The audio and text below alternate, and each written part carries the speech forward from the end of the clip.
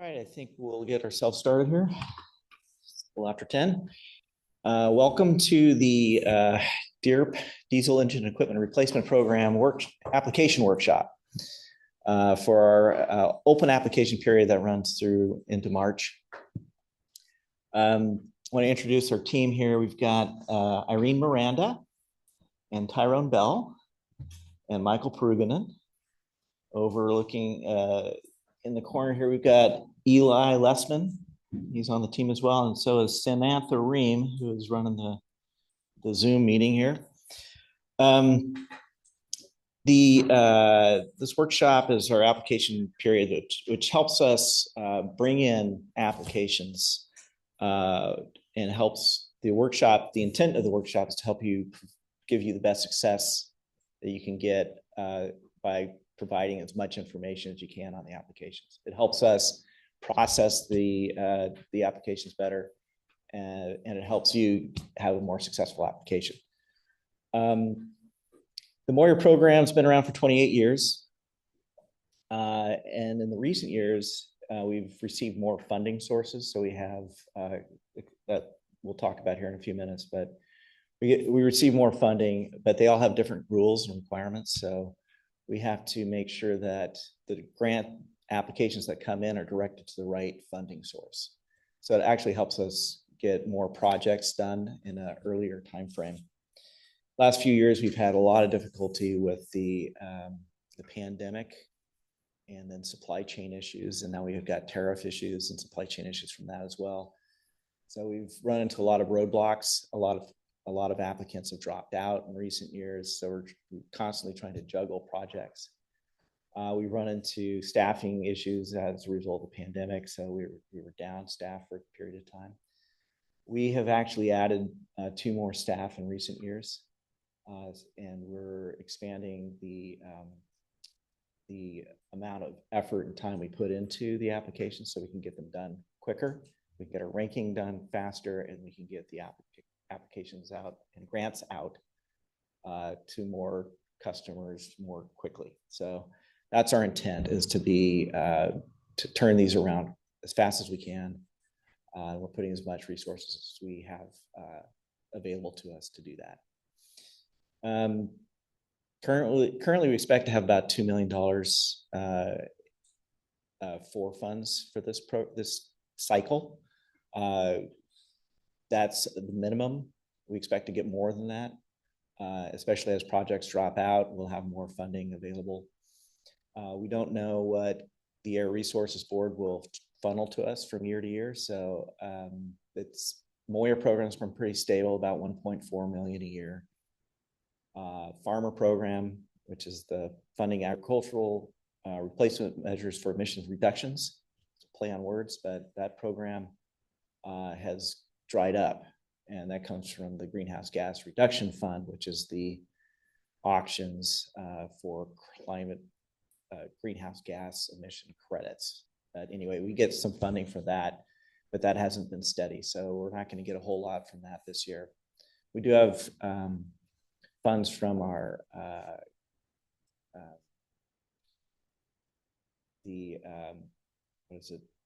CAP, Community Air Protection Program. Thank you.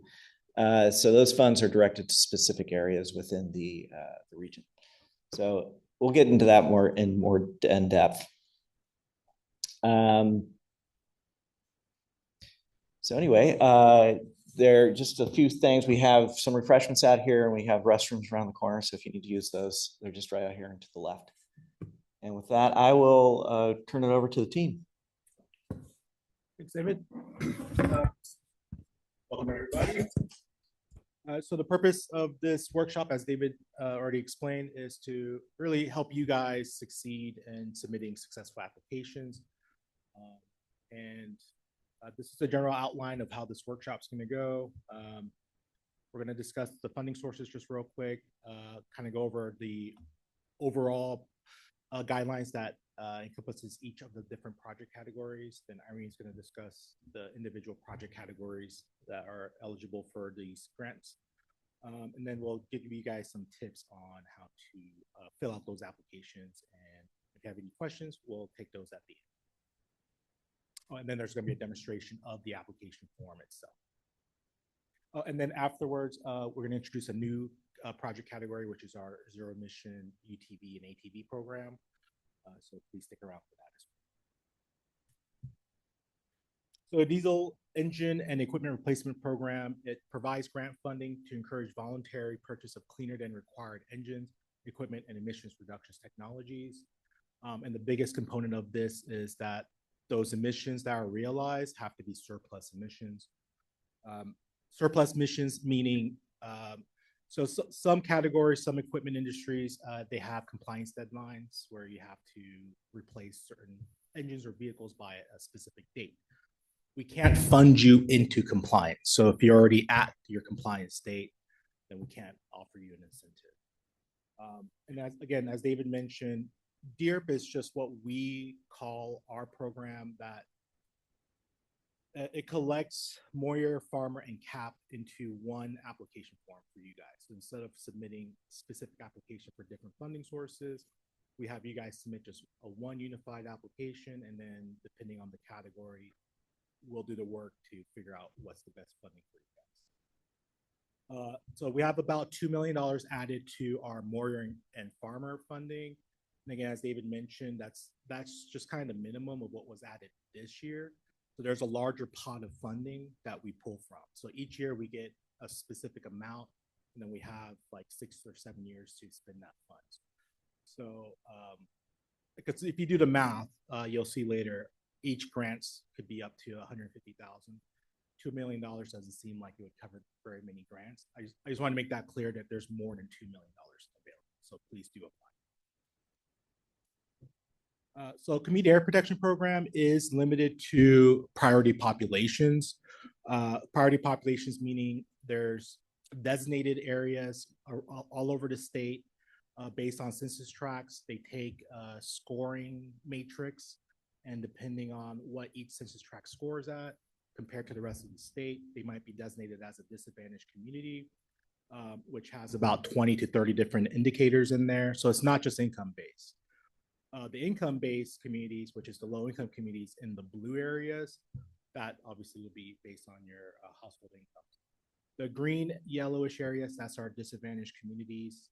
You can see that we only have about 3 in our area. Southeast Watsonville area and Pajaro.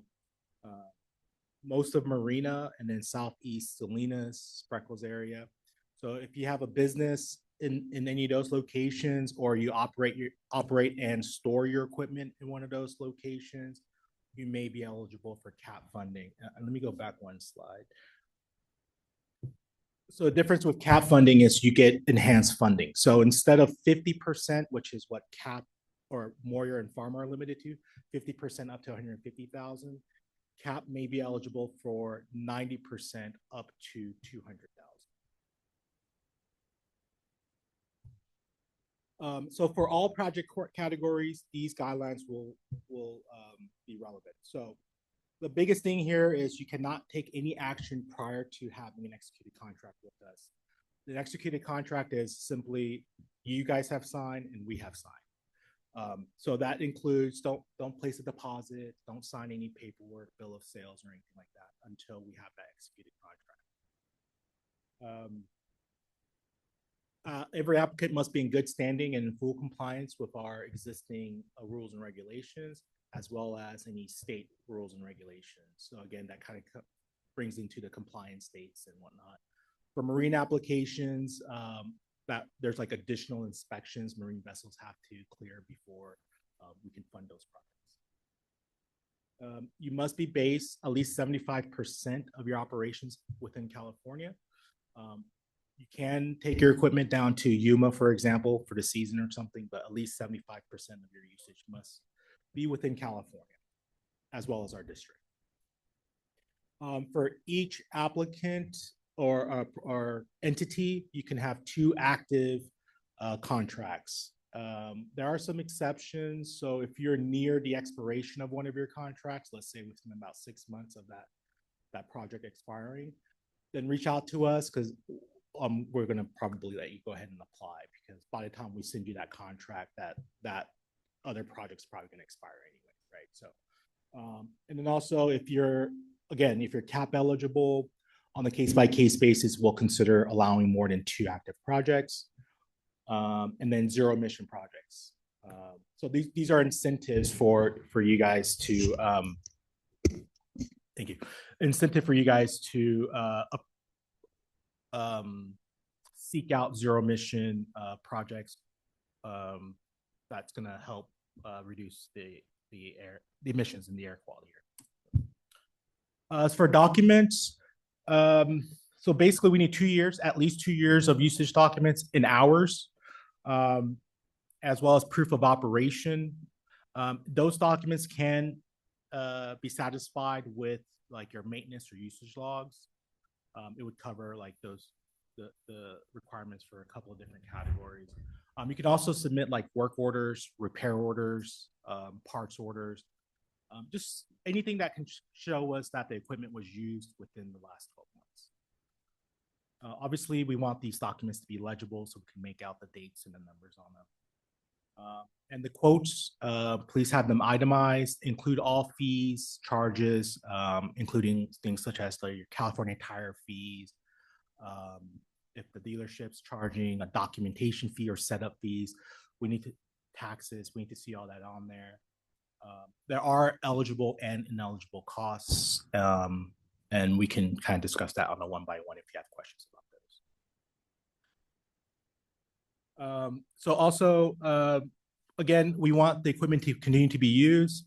We've seen often what happens is once someone applies, there's concerns about equipment breaking down and this being disqualified from applications. Well, not using the equipment could also disqualify you. And if nothing else, low use could also reduce your grant. And we'll get into a little bit more in the next slides, but your grant amounts are based largely on your usage as well as your engine tiers from what you're going from and to. And so if you can imagine, if you don't use your equipment for 6 months, we're gonna ask for updated records when we reach out to actually work your contract. So it can lower your average, which could hurt your originally ranked estimated grant amounts. Hi, I'm Irene. So let's go over the different kind of project types that are eligible for funding. Agricultural irrigation pumps, marine vessels, mobile off-road equipment. So the pot of money for all of our funding is for the counties of Monterey, Santa Cruz, San Benito.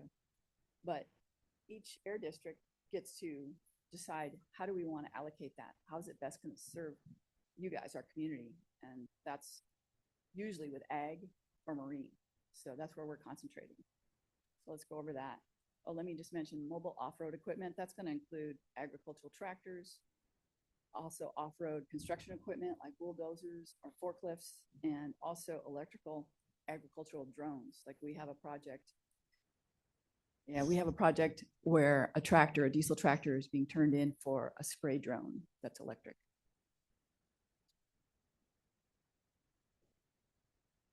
So on the left, you'll see a diesel irrigation pump, and on the right is an electric pump.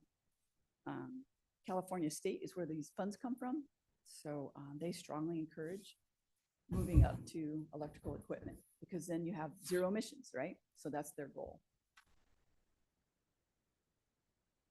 So this is the basic eligibility requirements if you want to replace an irrigation pump. Note that an irrigation pump is considered, it's not mobile, it's a stationary source. So it needs to be registered with the district in our engineering department. Here's the phone number for that in case you're not registered. And then marine vessels. So we have a couple of nice ports here. So the projects that we can do aren't replacing the entire vessel, it's a repower. So we can take out the old engine, you can remove the old engines and we can help you put in new ones. You're gonna look for a tier 3 or tier 4 to get those new engines in there. You guys probably recognize it, Rachel Carson. We helped fund them a few years back. So there's, here are the basic eligibility requirements. So the commercial hovercraft regulations apply to marine vessels and you have to be in compliance with them. And that includes, you've been putting in your annual usage records with CHC. should talk to us about this. It's a little more complicated with marine vessels than it is, for example, tractors, because there are compliance deadlines for engine tiers. So for example, if you have a 2012 engines in an excursion vessel, your CHC requirement to upgrade to tier 3 or 4 is by December 31st, 2027. Remember, this is an incentive program to do cleaner than required engines. So that means you would have to have your project complete by the end of this year so that they get 1 year of excess emissions reductions. That's the incentive part. So if you have engines that need to be in compliance and upgraded this year, it won't qualify. We won't get it done in time. So you can reach out to us and we can give you a lot more information, but just notice that you've got CHC regulations to keep up with. And then mobile off-road. This is typically what we're doing. Row crop and crawler tractors are the typical projects. Like this is an example of one we did last year, 1990 case 9170. It was replaced with the John Deere 8R 280. It was a highly competitive project. We're going to get into that kind of competitiveness ranking, which will help you get things done faster. So here's the basic requirements for mobile off-road. Notice that if you have your equipment is used for 100% ag, you're exempt from any doors requirements that you have to keep up with. But if you have a piece of equipment that you use partially for agricultural and partially for construction, for example, you will have a doors requirement. You have to at least be registered with doors. So the maximum funding is 50% of the new equipment up to $150,000. If you go to an electric tractor, then we can actually fund more than 50%, up to 85%.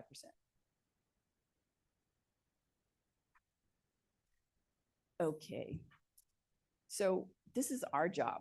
Once we get all of your applications, we're going to be checking to make sure that they're eligible and we have all the documents. So it's important.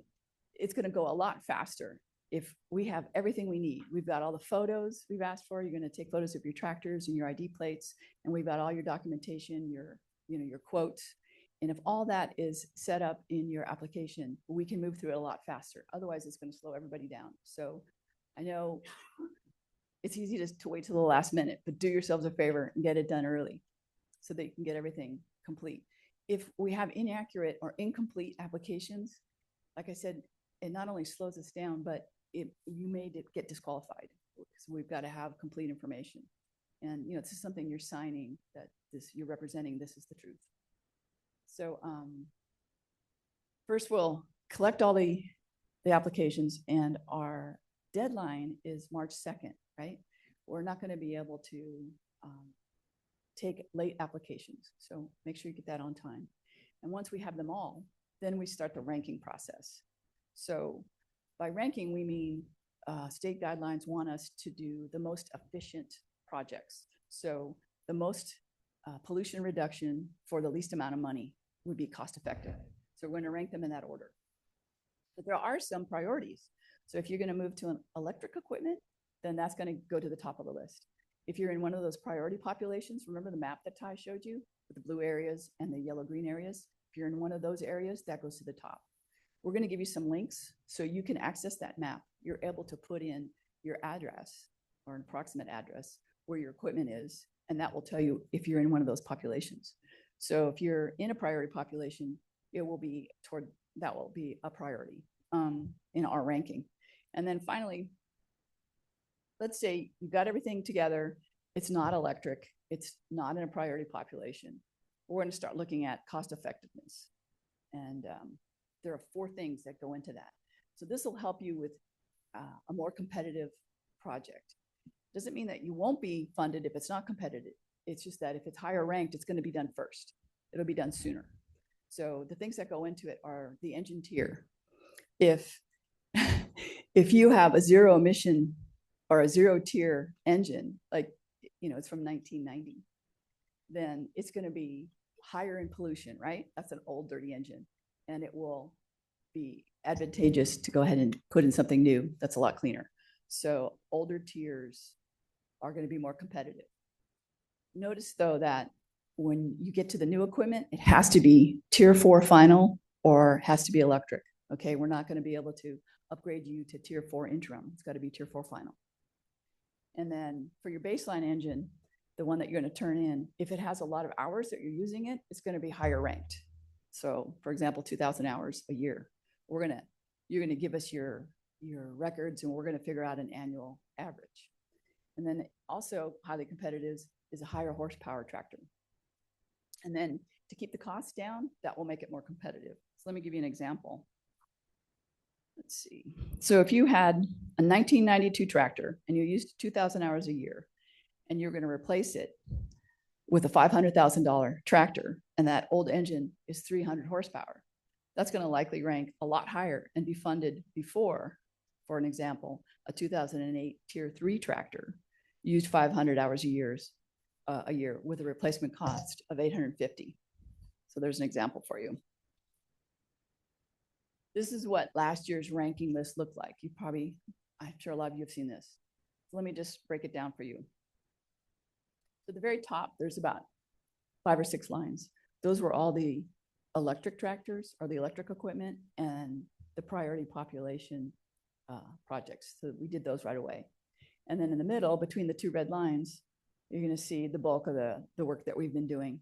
And look at the center column with the gold shading. The shorter gold bars, those are the more cost-effective ones. So that's how they got prioritized. So those are toward the top. Way at the bottom, that's going to be a more expensive project. And so those were done last. And at the very bottom, below the last red line, are the projects that didn't fall into any of those priorities. So it doesn't mean they won't get funded. It just gets done later. For example, those 4, we're working on those right now. So it's been about a year. Yeah. One big thing to emphasize about that rankings list. One big thing to emphasize about that rankings list is that it's a guide. So it doesn't guarantee funding and it doesn't guarantee that amount. As we explained, projects do change. Some of it's because of you guys, some of it's because of us. The replacement equipment might change because of inventory, changes constantly.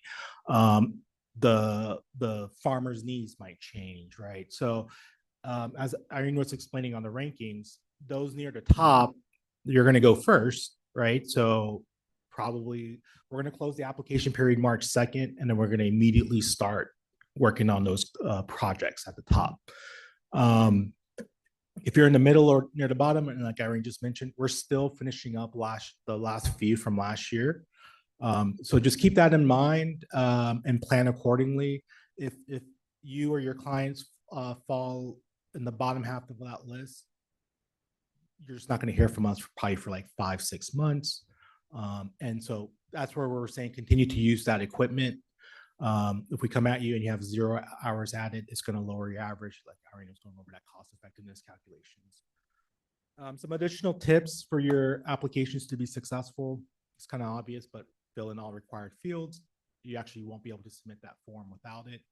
So if you go to hit that submit button and it won't let you submit, it might be a little tedious, but go through each tab and make sure you got everything filled in. They'll help you with some red text and I'll highlight areas that need to be addressed. As I mentioned earlier, your ownership, usage, and operationality documents can all essentially be the 2 years of usage and maintenance records. And what we need to see on that is we need to see the equipment being identified, the dates of the hours, and then the hours themselves. Oh, and then the owner, right? So whatever farm or individual that owns that equipment. 2-for-1s, that's a good way to take a low use equipment and maybe help it move up in the rankings. So essentially that's taking 2 baseline equipment, replacing it with 1 new equipment. And that can also enhance your grant amounts as well. And then also, I will point out also with that, so your target on your projects is your annual usage. So whatever the baseline average turns out to be, that's what we're expecting that replacement equipment to perform at. So if your average was 800 hours a year on your old tractor, That new tractor, we want to see an average of 800 per year. Some years you can have more or less, but as long as throughout the life of the contract, that's what it averages out to, is what we're looking for. You can save your drafts as you're filling out the application. Once you hit that button, it'll ask you to enter an email, and I'll send you an email with a PIN number that you will need to re-access that application. All of your uploads are going to be limited to 25 megabytes per file. But each of those upload spots, you can upload multiple files, right? So if it's a photo, just maybe reduce the quality of the photo if you can, or if you know how to Photoshop it, you can try to crop it down, but it's going to be limited to 25 megabytes. You don't necessarily need to be first because there's an application window. It's about 6 weeks. March 2nd is the deadline. I think 5 p.m. March 2nd. It would help us with the rankings as if you didn't wait till the last minute. If everyone waits till the last minute, we're going to get 50, 100 applications at once. You know, it's going to slow us down. But and we're not asking you to rush it. We want accurate applications more so than quick submissions, right? Because that'll cut down on the back and forth. So just try to be accurate and complete with your applications. Don't worry so much about being first. That's Yeah, and I think it's worth mentioning that we were talking about don't buy anything, don't sign anything until after you have a contract with us, with MBARD. That contract, mostly what it's saying is that you will own, insure, and operate that equipment over the contract life, which is typically 3 years. And then once a year, usually in January, you're going to get a one-page form saying, how many hours did you use it? And give us a date and a picture.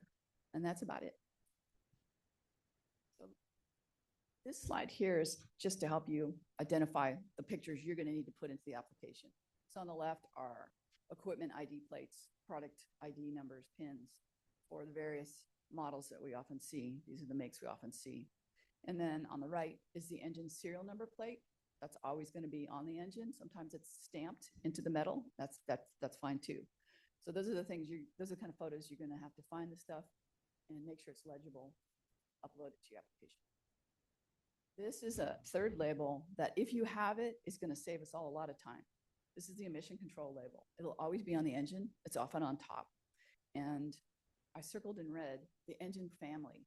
If you have that information, go ahead and make sure we get it, and it's going to save everybody a lot of time. So this is what the state funders want to know. What's the emissions and how much are we going to save? Sure. Just to add one thing there. So obviously you have your application. Some of the information we understand, like especially older equipment, you're not going to be able to find some of the information. Like the engine plates are going to wear off, or the engravings worn down, right? Just please do your best to get as much of the information as you can. And if you're missing something, still submit it, and we can try to work with you to try to figure out what that missing information is. And then ultimately on the equipment, what's on the label is what we're going to go with. So when we come out and do an inspection to verify the information, and I say that because sometimes I found manufacturers' information, like on their websites or brochures, might differ slightly, like let's say in horsepower, than what's on the label themselves. But our ultimate source, if it's available, is what's on the equipment. So just want to point that out. So this is a engine tier, can be hard to find. We know, we understand that it's difficult to find. We've worked out the best way that we can come up with the right information. So the emission control label that I just showed you, that will tell you the tier, or at least the family. If you give us that, we can figure it out. So here's a method, a 1, 2, 3 kind of method that we use to figure out tier. And I've seen that lots of projects end up getting re-ranked if the tier in the application is incorrect. So this is really helpful for everybody, including you, so you know where you stand. So start with the emission control label on the equipment, like Ty said. If you can't find that, then the manufacturer's website, that's where we would go next to look for it. Your dealership rep, they can help too.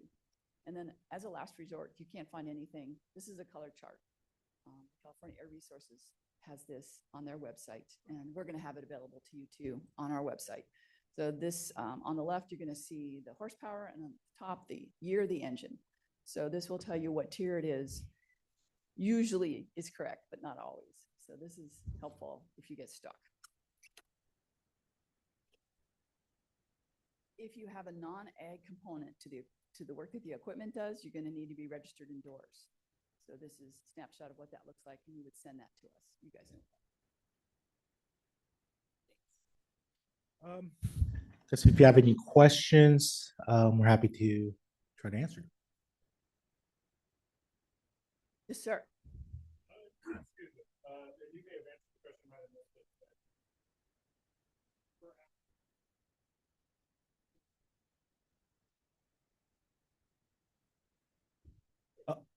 Tractors, if somebody was gonna go replace 5 tractors on one application?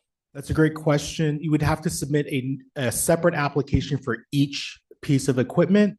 The exception there being if you want to do a 2-for-1. So on the application, which Mike will show you in a second, there's a question on there: is this a 2-for-1? So if you select that, it'll populate 2 fields to enter information for your 2 baselines. But other than that, 1 application for each piece of equipment you're looking to replace. The most you'd be able to do then would be 2 pieces of equipment. Yes, sir. Per business entity. So each of your tax IDs, because we understand a lot of farms have like blah blah blah farms, blah blah blah shipping, whatever. So as long as they have separate tax IDs or EINs, we consider those different entities, and each one of those can submit 2 applications as well as have 2 active projects. So each application, one of the required fields is a W-9 so that we can see the tax ID number. So it's 2 per tax ID. That also includes social security number.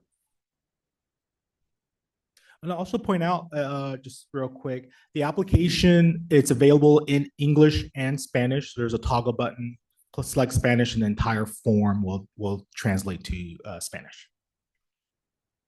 And then if you need to speak with someone that's a Spanish speaker, Michael here, he's our Spanish speaker. So he can assist with any of those applicants. So the guidelines updated, and we can now increase 35% over the standard, but we can also look at each project on a case by case and allow greater than 35% increases. And that's based on market availability. So an example would be if you were to turn in a 100 horsepower tractor and you want to upgrade it to 135 horsepower, then it's within the guidelines requirement to keep the new tractor within the same power range. If, however, you do want to go over 135 horsepower, you can. It's just going to be a little bit more admin. We're going to need 2 quotes, and you'll end up having to pay a little more than 50%. But we want to get you the tractor you want.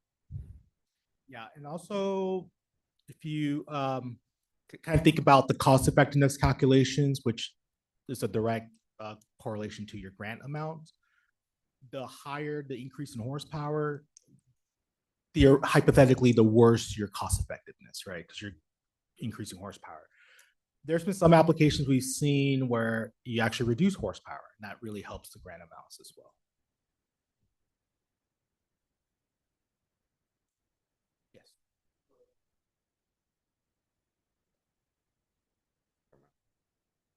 It would be 85% of the Ty, cost of the new equipment. Hey, Ty, could you have them repeat? Could you repeat the question into the mic? So the question was for electrification projects, the funding percentage is 85%, but what is the dollar max? And for non-cap projects, it's still going to be capped at 150, if that's that right, Dave? Yeah, 150 for non-cap. For cap, the dollar max would be 200,000. But if your new equipment costs less than that, you could get up to 85% of the cost of the new equipment.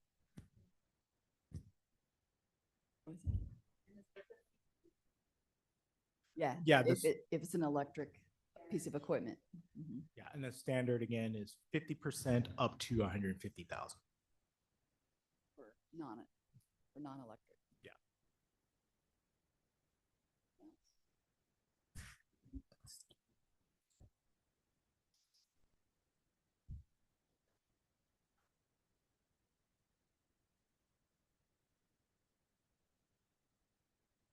Question was, can someone apply just for charging infrastructure? Essentially, right? Not through DEER, but we are developing a EV infrastructure program that should be announced here shortly this year.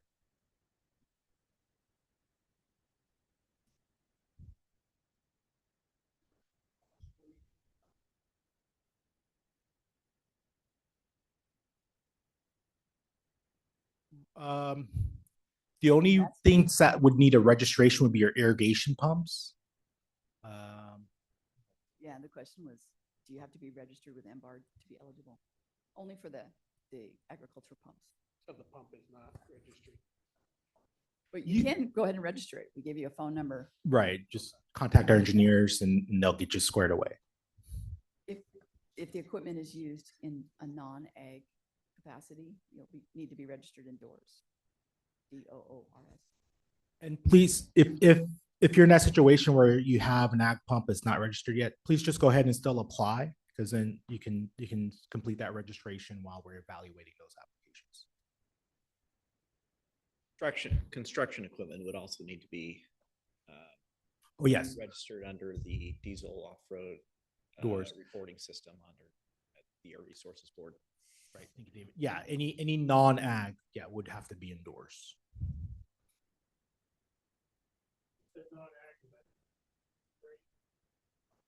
Rating the use is non-ag. It's like a backhoe as an example.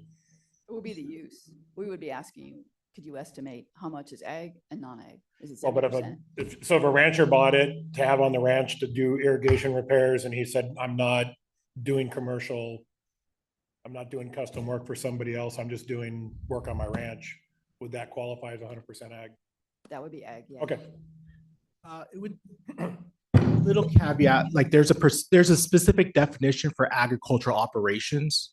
And I would say at least 50% of that use has to be for that specific agricultural operation definition, which essentially means that you're cultivating vegetation or even lumber materials for profit Or livestock.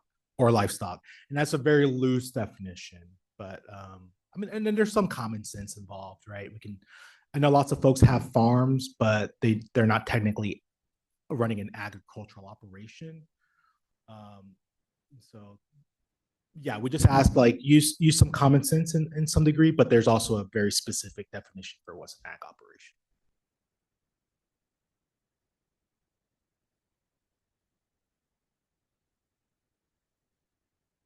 Okay.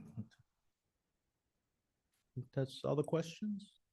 We're going to stay for a while. If you have more questions, more than happy to help. Any other question?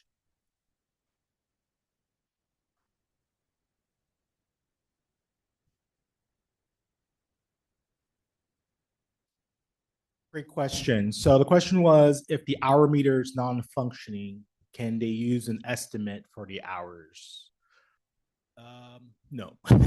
So basically, if the hour meter stops functioning, you need to mark the date and the hours, and then you need to replace that. So every project, every piece of equipment, even if it breaks after funding, hour meters need to be functional, and we need to know when that hour meter was replaced so we can account for those hours. Yes, Steve.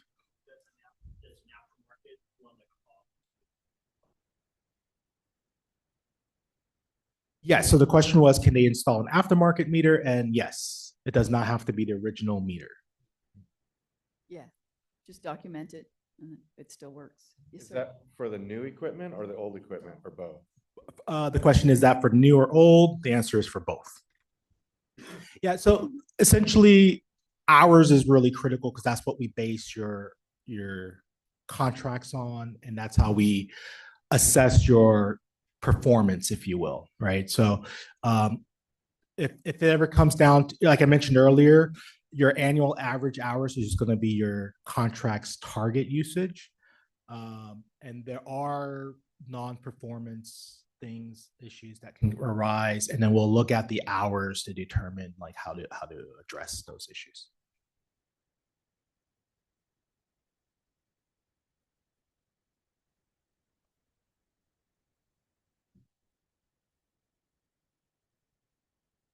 Question was, are fire suppression engine projects eligible? What? Yeah. We've not had that question before. Basically, this is about primarily agricultural use. So we would have to talk more. So encourage them, please call us and we'll talk more about it. And I mean, essentially the program is a diesel engine, off-road diesel engine equipment. So if you look at the categories, I mean, that wouldn't fit within agriculture irrigation pump. It obviously wouldn't be a marine engine. And then the third category is mobile off-road ag. And so if it's mobile, yeah, I guess maybe. Yeah, maybe. Let's talk. Yeah.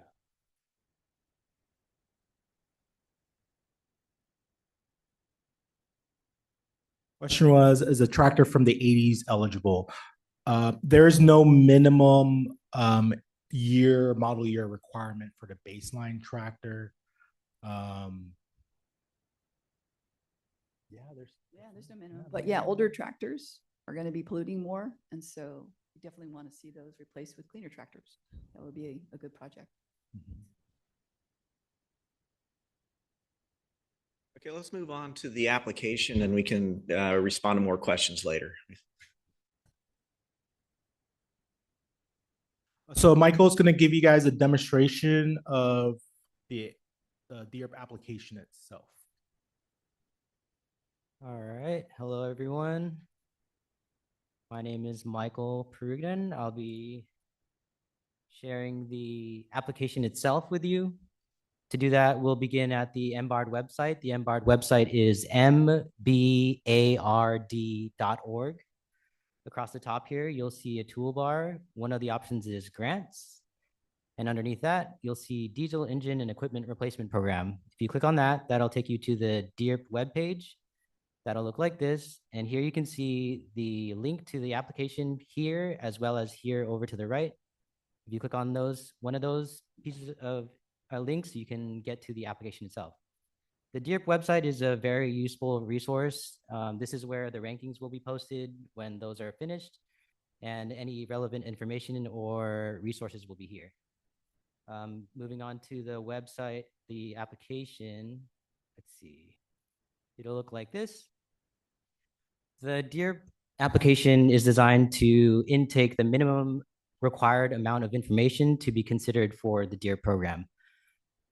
It is important that all required fields are entered correctly and truthfully. It makes the process go a lot quicker. So to start, we'll begin at the project types page. Here is the language preference. If you prefer Spanish, you can click the Spanish option here. For this demonstration, we'll continue with English. And below that is the project type drop-down menu. There you'll see the agricultural pump, marine engine replacement, or off-road equipment project types. For this demonstration, again, we'll go with off-road equipment. After clicking the project type, you'll see that these new tabs will appear for you to access. You can either click on the tab or click the next button all the way down here. Again, it's 2 applications per EIN or tax ID, and 2 active projects per EIN or tax ID. Moving on, I'll go ahead and click next. That'll take us to the applicant information page. Here you'll enter the organization name and the EIN that is associated with that organization. Well, that is the primary point of contact. This is the person that will be communicating with MBARD regarding the future grant. And below that, we have the signatory. The signatory has the authority to sign the grant contract. As well, we'll put the address or mailing address for the organization here.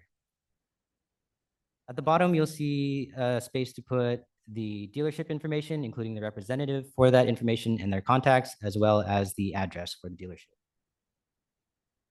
I'll go and click next to get to the next page, which is the off-road equipment information page. Here you'll see a few eligibility criteria. I'd like to point out here that we are considering tier 0, 1, 2, or 3 engines if replaced with a tier 4 final engine or 0 emissions. And then we'll consider a 4 interim or 4 final engine being replaced with 0 emissions. And below that, there's these informational questions. First one being, is this an agricultural replacement project? Here you'll click yes or no. If you click no, you'll have to enter your doors fleet ID. If you click yes, that will disappear. And then again, there's a 2-for-1 replacement project option. If you click yes, that will enable more fields to be entered for that second piece of equipment. For this demonstration, I'll click no. And then here's an informational question asking if you would replace your baseline equipment without this grant. There's no right or wrong answer there. Go ahead and click yes or no. I'll go and go with no because this is an incentive program and we're trying to incentivize you. The next question is asking about the size of the farm that the equipment is being used, less than 100 acres, greater than 100 acres, or non-agricultural. Again, there is no right or wrong answer. We'll go with 100 acres or greater. Next, we'll go into the percentage of usage of the baseline piece of equipment in both California here and then in the Monterey Bay Air Resources District area, which is the Monterey, San Benito, or Santa Cruz counties. And then lastly, we have the disclosure of co-funding. It is very important to disclose the co-funding of the equipment to MBARD. If MBARD does in the future discover that there is other co-funding for the project, it will jeopardize the integrity of the project and it may or may not be able to follow through. This next question is also about future funding. So if you in the future decide that you will apply for additional funding, you also need to disclose that to MBARD specific to the equipment. Yep. If you click yes or no here, you can enter the funding source in this new field. I'll go ahead and click no for those. If you click again here, if you click yes, you'll enter the funding here. Next, we'll move on to the operating equipment location. Here, you'll put the best descriptor for the operating location of the baseline equipment, including the coordinates. You can use this button here to, if you are in the coordinate location of the tractor, of the equipment itself, or you can specify the coordinates manually by clicking this button here, and you'll enter your coordinates in these latitude and longitude fields. After that, we'll move on to the existing equipment and engine information, or baseline equipment and engine information. Here you'll enter the equipment type, whether it be a tractor, an excavator, let's see, yeah, any whatever the equipment type is, and then we'll put the usage here.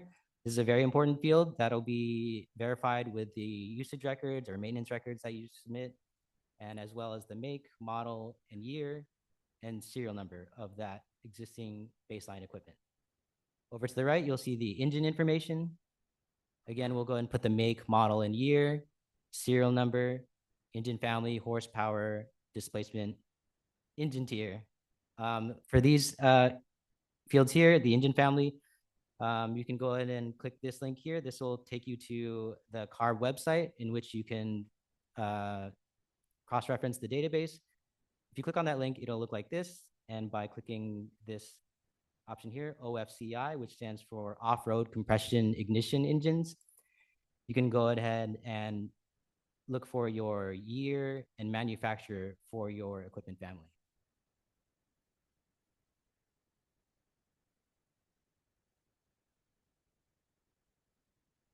All right, moving on to the engine tier, again, referencing the tier color chart that Irene spoke about earlier. If you click this link, that'll take you to this chart, which we saw before, where you can look at your horsepower along the left and then your year across the top.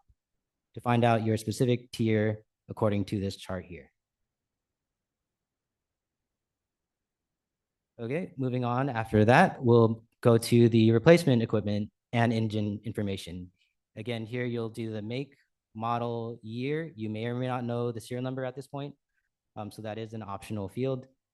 And then for the engine information, again, make, model, year, and you may or may not know the serial number, engine family, and horsepower displacement. Again, the options for replacement are 0 emission or tier 4 final. And fuel type is diesel or electric. And lastly, you can go and put the total quoted costs for your new replacement equipment, as well as the expected delivery date here. All right, that ends that page. I'll go and click next. That'll take me to the off-road attachments. This is where you'll select the photos that you've taken of your baseline equipment and engines.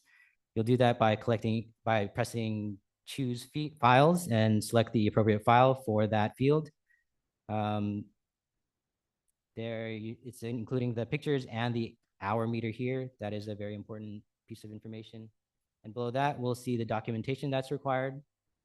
Again, you can choose files here and then select the appropriate file. A new one for this year is the IRS Form W-9. We now are requiring the submittal of W-9s associated with each organization.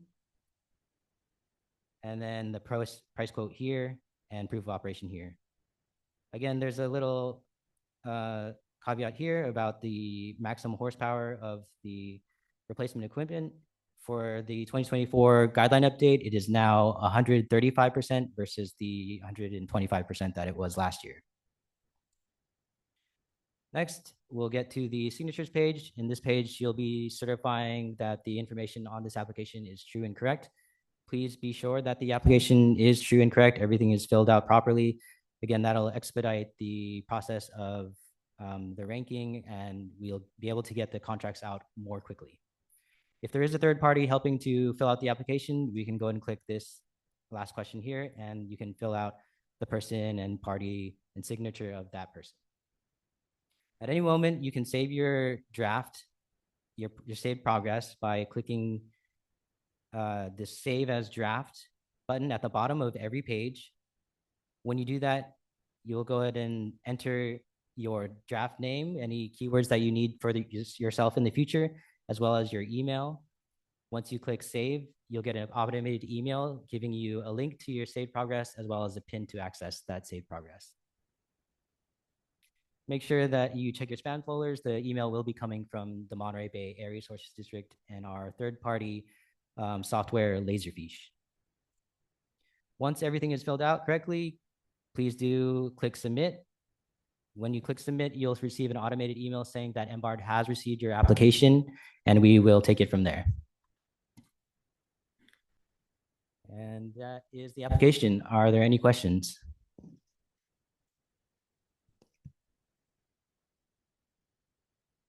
Any questions in house? All right. Stop sharing. And if you guys ever have questions on the application, obviously feel free to give us a call. We'll help you out.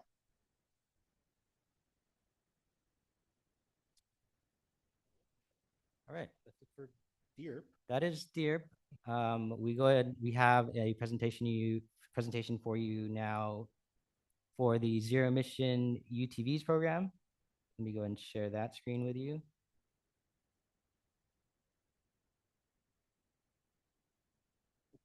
I want to mention one newer project category that's kind of creeped up with DEERP, our diesel engine equipment.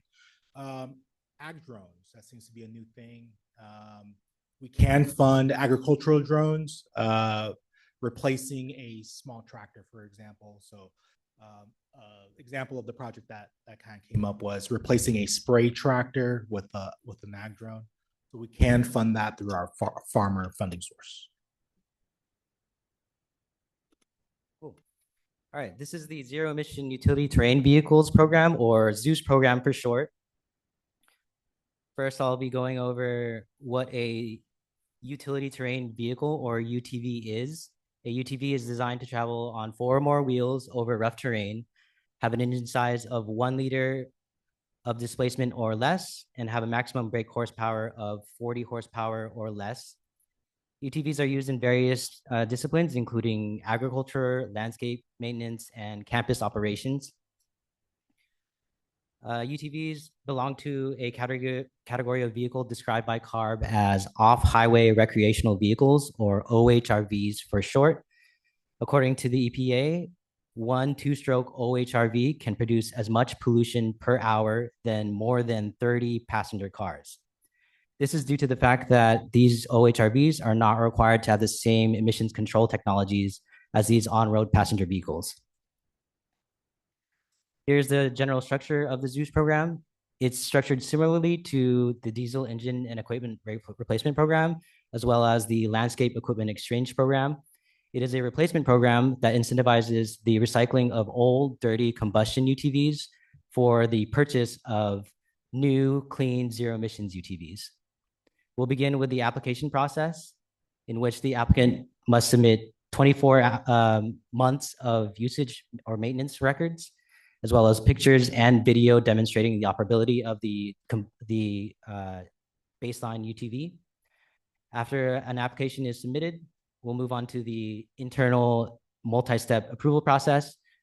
Approved projects will be entering into a contract with MBARD for 3 years, after which the applicant can recycle their old dirty combustion piece of equipment and purchase the new zero emission UTV, and then submit a reimbursement request online. Certain applicants will be required to submit annual reporting for the life of the contract. The Zeus program will be offered in 2 different components, the first being for agricultural operations, and the second is for public agencies and nonprofits. For agricultural operations, projects will follow the farmer guidelines, in which the baseline vehicle can be a UTV, an ATV, or a tractor with less than 25 horsepower, all of which are older than 5 years old. And the farmer guidelines also require a working hour meter as well as annual reporting. For projects for public agencies and nonprofits, we'll be following the Moyer guidelines, in which the baseline vehicle can only be a UTV, and there is no requirement for a working hour meter or annual reporting. MBARD has allocated a total of $200,000 in project funds for the Zeus program. $100,000 in farmer funding is being allocated for agricultural operations, and $100,000 in Moyer funding is being allocated for public agencies and nonprofits. The incentive amount for all projects is 75% of eligible costs, up to $13,500. Next, I'll go over the few requirements for the replacement UTVs. The replacement must be a new zero-emission UTV. It must have a towing capacity of 500 pounds or greater and have a total vehicle weight of 700 pounds or greater. And the vehicle drivetrain, including the battery packs, must be covered by a warranty of 1 year or more.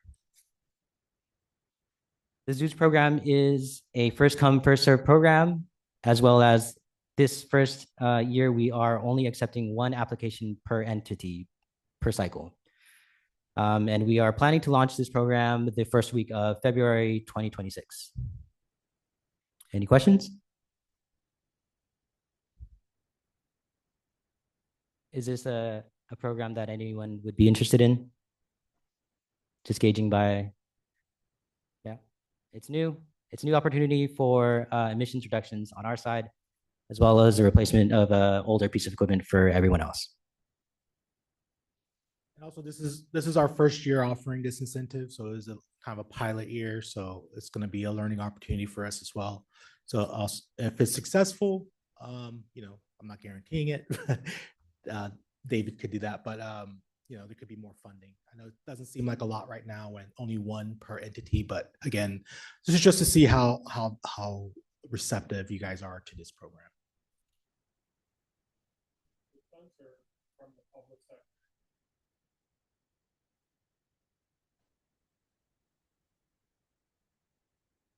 Yes. Yeah. So the question was, if we had leftover funds from the public agencies, would we redirect those extra funds to agricultural projects? Yes, we'll move the funds around as necessary. If the program ends up not being popular, we can just redirect that funding into the diesel engine equipment replacement program. So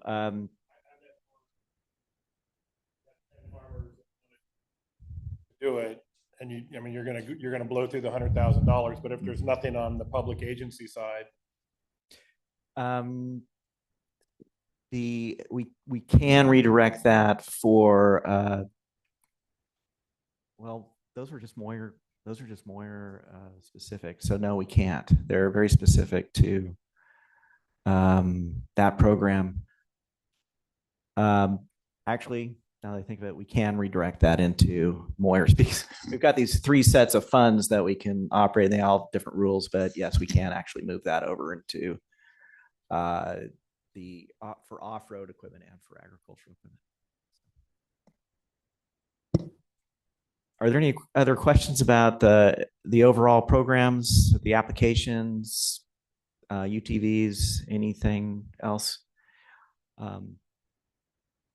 Anything online?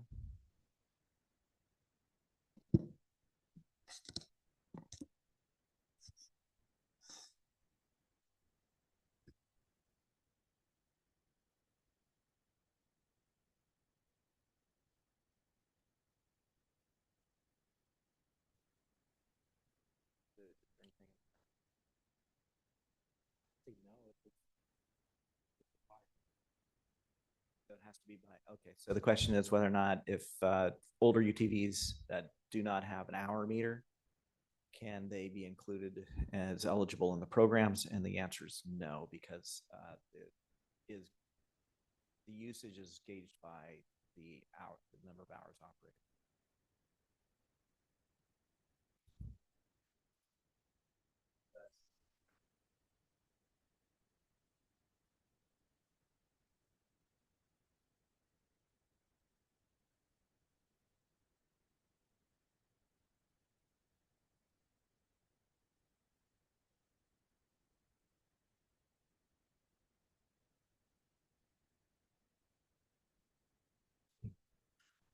No question. The question is, if you have a tier 3 marine engine, no, a tier 2 marine engine, and you want to update to a tier 3 with this program, would you be required in the future to update to a tier 4? So I'm going to have to double check the guidelines, but my recollection is that you don't immediately have to upgrade to a tier 4. But again, you should talk to me, Irene Miranda. My contact information is here, and we'll go through that in detail. There's also an interesting thing with the marine engine world. So CARB wants tier 4 marine engines, but there's only a handful of certified tier 4 engines currently available on the market. So CARB recognizes that maybe their regulations a little bit ahead of the industry. So we can allow tier 3 replacements for marine projects. I mentioned that because earlier on the form it says you have to have a tier 4 or 0 emission, but for marine we can do tier 3s. What the caveat there is, we'll need statements from your engine supplier that whatever tier 4s are available cannot fit in that specific vessel. So we'll just need that sort of certification from your engine installer. Yeah, that they don't fit or that they're not readily available, because the timeline is really tight.